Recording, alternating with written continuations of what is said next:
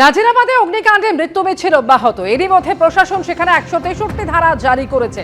আর তারই মধ্যে আজকে ঘটনাস্থলে পৌঁছলেন শুভেন্দু অধিকারী। সেখানে প্রায় 15 থেকে 20 জন বিধায়ককে সঙ্গে নিয়ে আজকে ঘটনাস্থলে গেলেন শুভেন্দু অধিকারী। বিএনএসএস এর 163 ধারা জারির মধ্যেই আজ সেখানে পৌঁছন শুভেন্দু অধিকারী। এবং ইতিমধ্যে আপনারা জানেন যে 163 ধারা জারি রয়েছে সেখানে। আজ সেখানে পৌঁছানোর পর ফের এই মৃত্যুর ঘটনার জন্য রাজ্যের প্রশাসনকে দায়ী করলেন তিনি।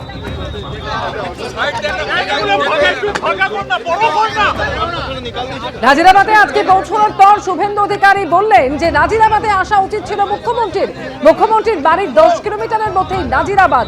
দমকল মন্ত্রীরও পদত্যাগের দাবি জানিয়েছেন শুভেন্দু অধিকারী।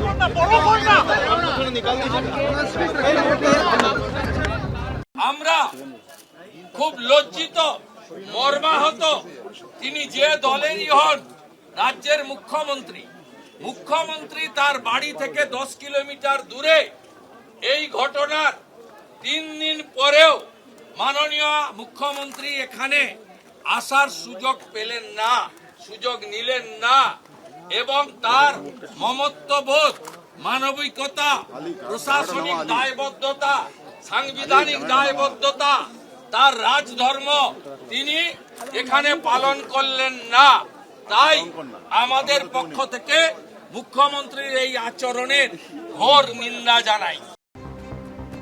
নাজিরাবাদে এই বিপর্যয় নিয়ে রাজ্য প্রশাসনকে সরাসরি নিশানা করেছেন বিরোধী দলনেতা শুভেন্দু অধিকারী। পাল্টা তৃণমূলের কি প্রতিক্রিয়া দেখুন। বিজেপি নেতার মুখে এইসব জ্ঞানগর্ভ কথা মানায় না। তার কারণ ভারতবর্ষ দেখেছে যে মণিপুরে কি সাংঘাতিক ঘটনা হয়েছে। সেখানে ম্যানমেড দাঙ্গা হয়েছে, শত শত বাড়ি পুড়িয়ে দেওয়া হয়েছে। সেটাও ছিল পোড়ানোর সরকার, বাড়ি পোড়ানোর সরকার। হত্যালীলা চলেছে, 1000 লোকের ওপর বেশি মারা গেছে এবং মহিলাদের নগ্ন করে রাস্তায় হাঁটানো হয়েছে, তারপরে ধর্ষণ করে খুন করা হয়েছে। সেটা ছিল বিজেপির সরকার এবং সেখানে 1.5-2 বছরের মধ্যে প্রধানমন্ত্রী যাওয়া প্রয়োজন মনে করেনি। আর আজকে একটা দুর্ঘটনাকে কেন্দ্র করে জ্ঞান দিচ্ছে সেই বিজেপির নেতারা। এখানকার সরকার মানবিক কাজগুলো ঠিক সময়ই করেছে। ইতিমধ্যেই নাজিরাবাদের ওই এলাকায় জলাভূমি ভরাট করে গোডাউন তৈরি করা হয়েছিল বলে অভিযোগ সামনে এসেছে। আর আজ যখন ঘটনাস্থলে পৌঁছন শুভেন্দু অধিকারী, তিনি অভিযোগ করেন শুধু টাকা ছাড়া কোনো কথা নেই। টাকা নিয়ে সোনারপুরকে বেচে দিয়েছে তৃণমূলের চোরেরা। মাসে 1.5 লক্ষ টাকা নেওয়া হয়, 60,000 টাকা বিধায়কের পিএর হাতে পৌঁছে দেওয়া হয়। এতগুলি মৃত্যুর জন্য দায়ী রাজ্যের প্রশাসন, এভাবেই আক্রমণ চালিয়েছেন তিনি।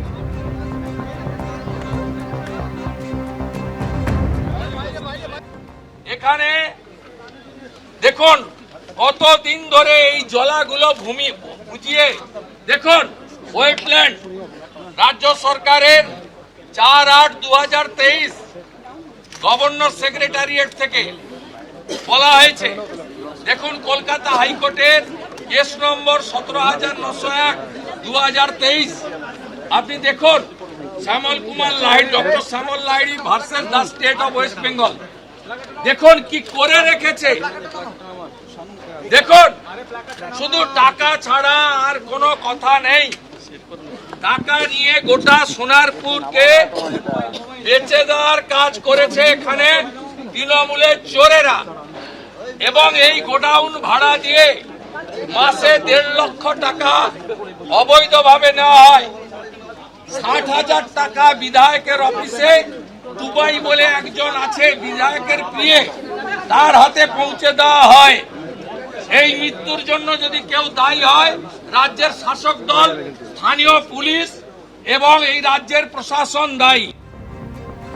নাজিরাবাদে অগ্নিকাণ্ডে মৃত্যু মিছিল, এখনো পর্যন্ত 21 জনের দেহাংশ পাওয়া গেছে। আর সেই ঘটনায় সরাসরি রাজ্য প্রশাসনকে নিশানা করেছেন প্রাক্তন কংগ্রেস সাংসদ অধীর চৌধুরী। তিনি কি বললেন শোনাবো। একই সঙ্গে শুনুন আইএসএফ বিধায়ক নওশাদ সিদ্দিকী কি বলছেন।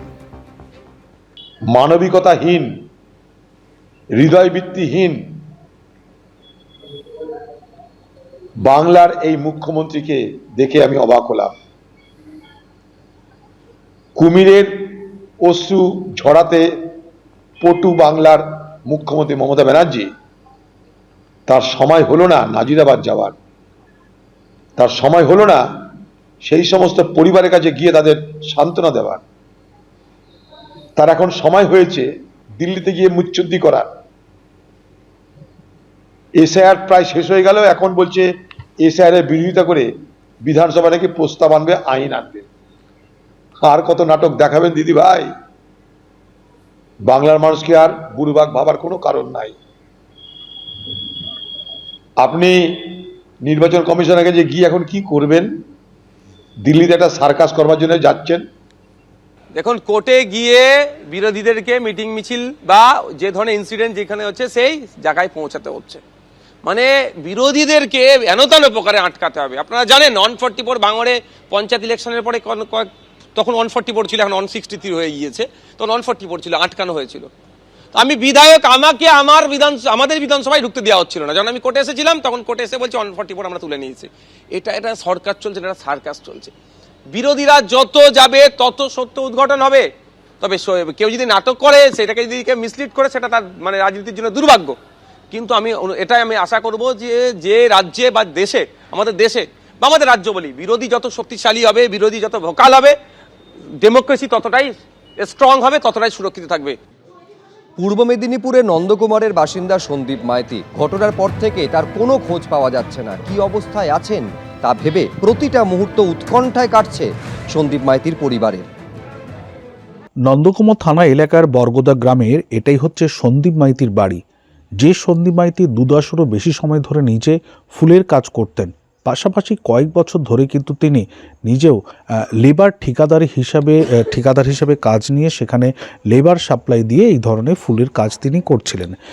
বেশ কয়েক মাস ধরে কিন্তু সিজন চলার জন্য কিন্তু এলাকার বেশ কয়েকজনকে নিয়ে তিনি কিন্তু এই গঙ্গাধর দাস, তার যে ডেকোরেটার্সের ব্যবসা রয়েছে সেখানে কিন্তু নিয়ে যান। এবং অভিশপ্ত সেই দিনেই কিন্তু সন্দীপ সে নিজেও কিন্তু ওই গোডাউনের মধ্যে ছিল। এবং যেটা তার স্ত্রী জানাচ্ছেন যে আগের দিন রাত্রি 11:30টার সময় তিনি ফোন করে জানিয়েছিলেন যে কাজের চাপ থাকার জন্য তিনি আজকে যেতে পারেননি। সোমবার দিন সকাল সকাল কিন্তু তিনি বাড়ি ফিরে আসবেন। কিন্তু তারপরে ঘটে যায় ভয়াবহ ওই অগ্নিকাণ্ড। এখনও পর্যন্ত সন্দীপের কোনো খোঁজ পাওয়া যায়নি। আমরা দেখতেই পাচ্ছি তার স্ত্রী কার্যত কিন্তু একেবারে ভেঙে পড়েছেন। এবং সন্দীপের স্ত্রী তিনি যেটা দাবি করছেন যে মালিক পক্ষ তরফে কিন্তু এখনও কোনো রকমভাবে কোনো যোগাযোগ করা হয়নি। অবিলম্বে তাদের যে সন্তানও রয়েছে কিভাবে তারা দিনাতিপাত করবেন সেই নিয়ে কিন্তু কার্যত এখন দিশেহারা এই পরিবার। এবিপি আনন্দ, এগিয়ে থাকে, এগিয়ে রাখে।